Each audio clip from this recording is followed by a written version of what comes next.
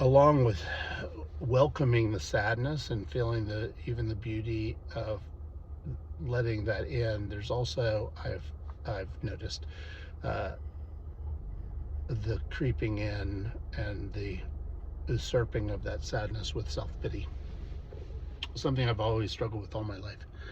um, but in these last 7 weeks or so, 8 weeks or so, I've felt it really acutely.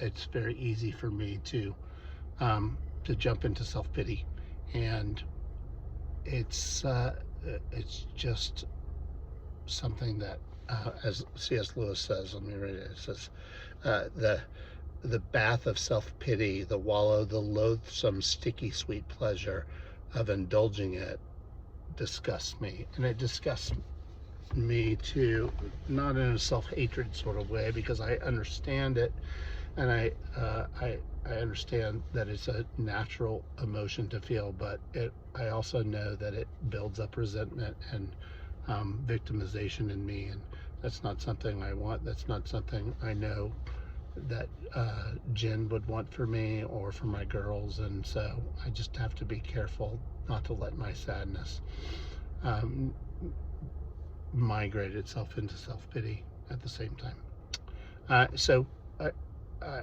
I'm guarding against that. And the other aspect of that sort of victimization feeling is, I mean, with all the stuff going on, I find myself like, oh gosh, like, do people know that I've got all the stuff now that I got to do that Jen used to do and all that? That's where it rears itself up, and sort of the overwhelm, which I'll talk about in another video. But there's this feeling like, well, I can do all this, I'm the victim, feel sorry for me, feel sorry for myself, it's not fair, all that kind of stuff, and that's just not very helpful to me personally, in my experience. So it also sort of puts me in a stance against God, putting God in the dock, to quote another C.S. Lewis work. Um, and I know God understands and is gracious, and I'll talk about doubt probably in the next video too, which is okay. But but it just puts me against God, and I know uh, that's not a healing path.